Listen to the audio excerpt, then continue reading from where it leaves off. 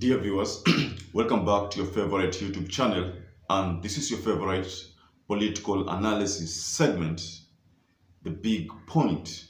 Now, this is the last week of campaign, and specifically today is the last day of campaign, and you are aware that Azimio One Kenya Alliance are having their final rally at Kasarani, and you saw the preparations on the television.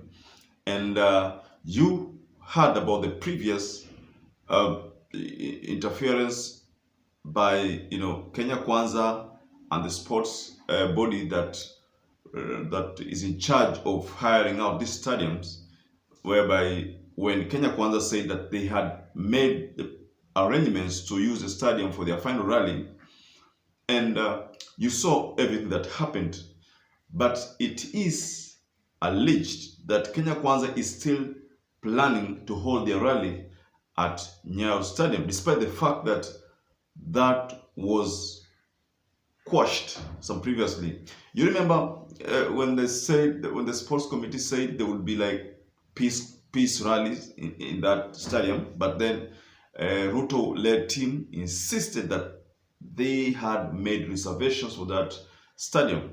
So we have to see what is going to happen, because I remember last time Ruto said that if they are denied access to Nyayo Stadium, then they will hold their rally in the streets.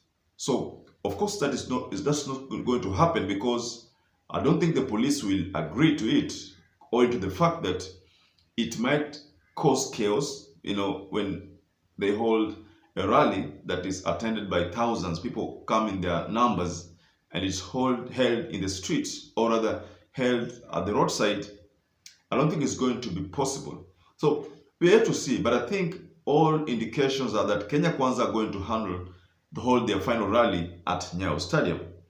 So now, dear ladies and gentlemen, that is not the basis of our today's analysis. I was just giving you some preview on what is happening today.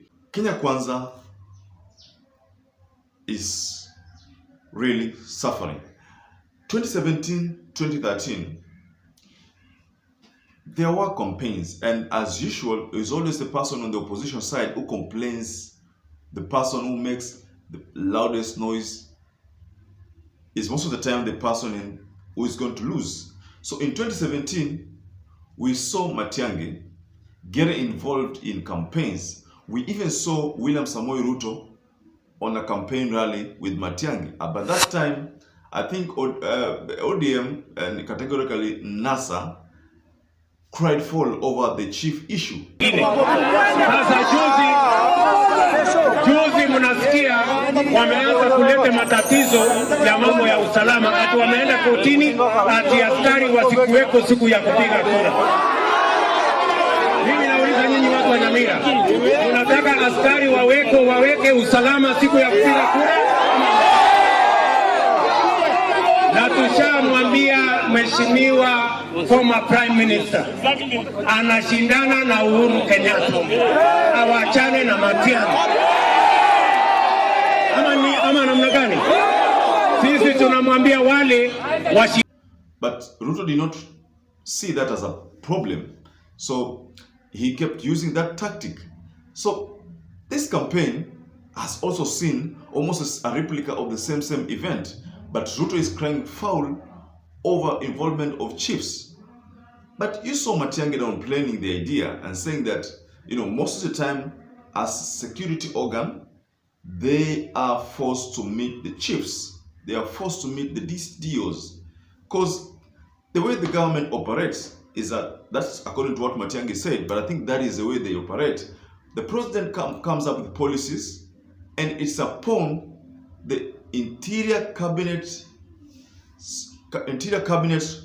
job to make sure that these policies trickle down to the chiefs who are in the various locations within Kenya. Because you see, the administrative organ, the chiefs are part of them. So Matiang'i is merely telling William Samoei Ruto that, look here, I have to meet these people. I cannot back off simply because you're campaigning and you want me to meet them because you think I'll be campaigning for you.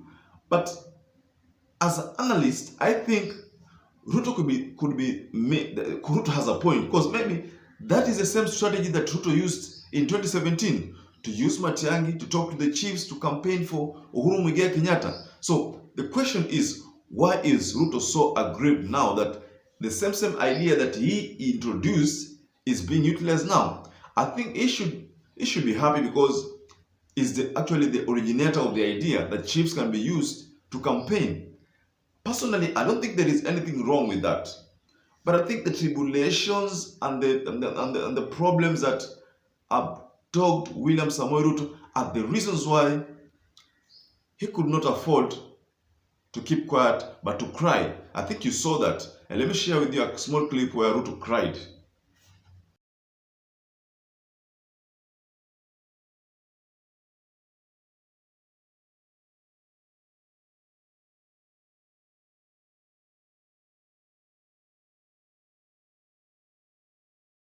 Now, ladies and gentlemen, you've seen that. Those are signs that all is not well in Kenya Kwanza. And I think going forward, it's not going to be easy for William Samoei Ruto. I think the realization that the kumi kwa Uhuru and kumi kwake, a thing that he had banked on, and he knew, he was 100% sure that he was going to become the president of the Republic of Kenya. But now the tides have changed. I think that's not going to happen, because there are all indications, and if you saw what happened in Bondo, the road, construction of the road by the KDF, that is enough evidence that all is not going to be well for William Samoei Ruto. KDF couldn't have done whatever they did if they were not sure of a Raila presidency. I think Ruto is so sure that this presidency will not go to him. Because take a look at the Ipsos Synovate latest releasing that put Raila Odinga at 49% and William Samoei Ruto at 41%, meaning William Samoei Ruto's ratings dropped and Raila Odinga's ratings rose. And also you saw that there was some analysis, some ratings that came from Central Kenya that said that Central Kenya's ratings, as far as Raila Odinga's expectations in the area, had risen by almost 20%. And then there was Pauline Njoroge, the blogger, you know her, the Twitter blogger. She said that it is close to impossible for Ruto to become the president of the Republic of Kenya. 98% is a huge percentage. That means the 20% that is remaining is what is to be shared between Wajakoya, Raila, and the Agano Party, Mwaura, the presidential candidate for Agano Party. Dear ladies and gentlemen, you know, this is not something that you can joke about or you can just pretend you don't know about. We have seen Martha Karua make a lot of inroads in Mount Kenya. And if Pauline Njoroge said that 80%, even if Ruto gets 80%, and we are very sure that Ruto will not get 80%, probably Ruto will get 60% or 55%. Because I think there are a lot of work, the amount of work, because I think the amount of work that Martha Karua has put in Mount Kenya will earn Raila Amollo Odinga more than 30% of the votes in those areas. The rest will be shared amongst Wajakoya and Mwaura, the presidential candidates for the other two political parties. So William Samoei Ruto is undergoing a lot of stress right now, a lot of pressure on him. And I think the biggest losers in Kenya Kwanza will be Moses Wetangula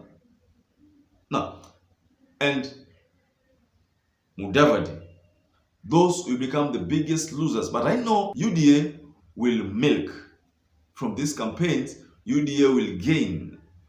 But I know that UDA will gain because UDA has fronted a lot of governors. And you've seen UDA in almost all the areas with MPs in their numbers.